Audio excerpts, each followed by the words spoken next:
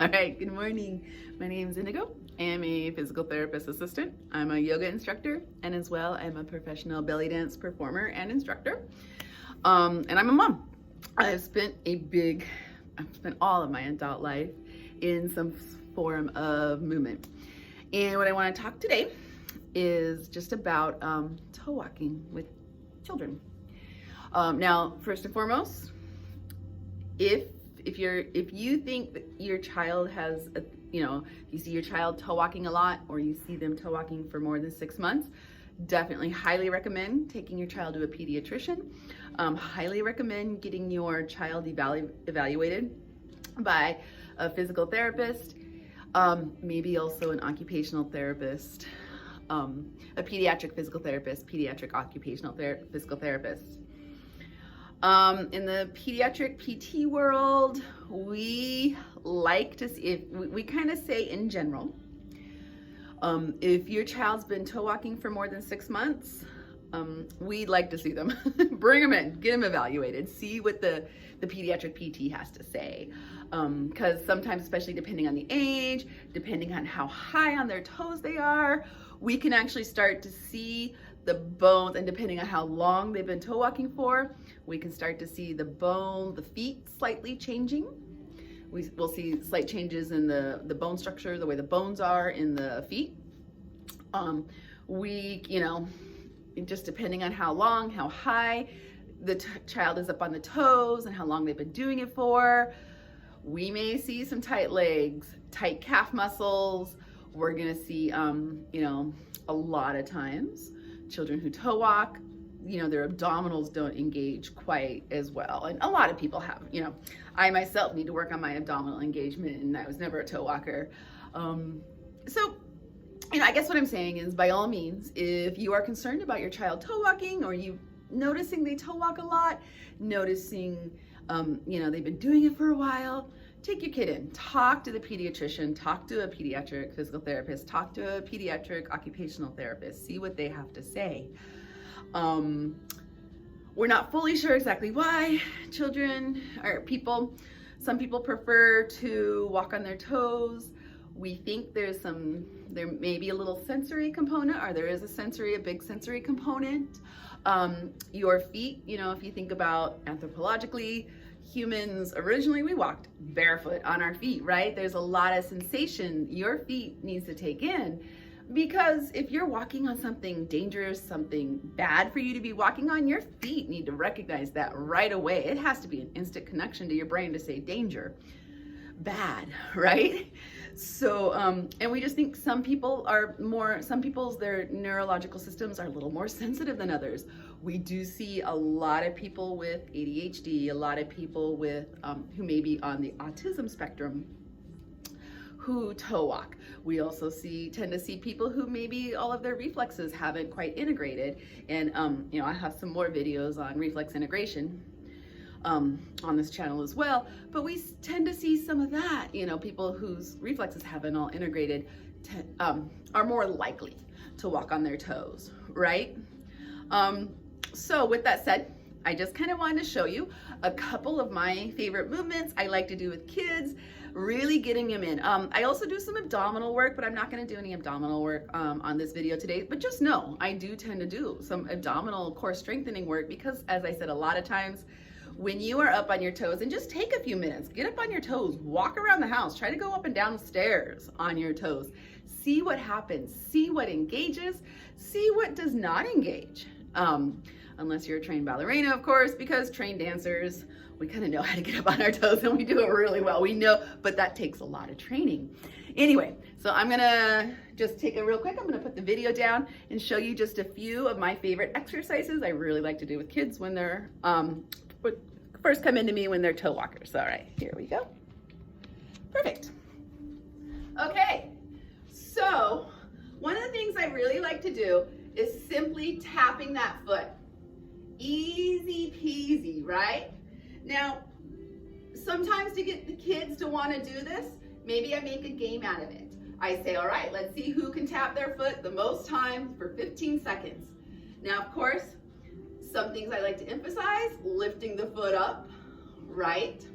So really encouraging the kid to lift that foot up, because people who walk on their toes, you're up here, these calves, it's pretty easy for them to get tight. So sometimes maybe even just taking a moment to stretch, and I'm going to show you just a real quick. So something easy to do. You always want to bend the knee. I bend the knee. And then I just take my hand, I kind of grab kind of the ball of the foot, right? And then I'm just going to bring it in to what we call a passive range of motion. If you're stretching somebody else, that's passive range of motion. You can tell your kid to fully relax, and I'm just going to hold it for a little while. Gives them a nice calf stretch. The kid may or may not, always listen when somebody says ow. See what's going on. That's definitely where you want to talk with the pediatrician, talk with the PT, right? Okay, another great exercise to do. If you got stairs in your house, this is easy. Just have the kid put the hands up against the wall. You're going to go to the edge of the stairs. Woo, see if I can find my balance. I have no wall here to hold on to. And you're just going to drop. Drop those heels down. Again, great calf stretch for all of us. This is something the whole family can do, right? Sometimes if there's older siblings, kids love to follow older siblings, or depending on the age, kids love following what their parents do, right? Okay, another one. We always recommend any sort of animal walks. In the pediatric PT world, we love animal walks. We also love yoga. Feel free, Google animal walk exercises. Google or YouTube kid yoga or simple, easy yoga. So another thing to do is what we call penguin, or I call them pinguino walks. You're walking on your heels. And just walk around. Feet nice and lifted. Maybe you want to quack like a duck or a penguin, right? Like kids love animal noises too. Okay, another one. I'm going to come into squats. What you want to emphasize, keeping those heels down. A lot of kids who are toe walkers, they're going to raise those heels when they go into a squat because, the calves are tight. That heel cord is tight. So whatever version of squat you want, engage those low abdominals and come on down. Emphasize keeping the heels down. Maybe you lift the toes up. We're going to find a lot of kids, depending on the age, depending on the kid, squats tend to be really hard for children who have done a lot of toe walking. So it's a great exercise. Squats are great for all of us, right? So come into those squats. Another one I like to do, I think this will be the last one, but hopefully this gives some ideas. Go from a forward fold into downward dog. So you find that nice forward fold. Here we are, relaxing the upper body, stretching those backs of the legs, and you can hold here as long as you like. I could hold here all day right now. I'm feeling a really great stretch myself all along the backs of the legs. Walk into downward dog. Now, hips are lifted for downward dog. Heels are gently reaching towards the floor. Head is relaxed. And then when you're ready, walk the feet back again to forward fold. So you can go from a forward fold to downward dog, forward fold, all across the room. Again, maybe you make this into a game. See who can do the most across the room, who can do it the longest, right? Who's gonna win? Kids love those little competitive games, right? Let me just do a couple more for the fun of it. Actually, I'm gonna just say one more. Crab walks, right? Okay. Notice my feet are down, my hips go up. This is a great strengthening. And now you can walk forward. You can walk backwards. You can walk side to side. Whew.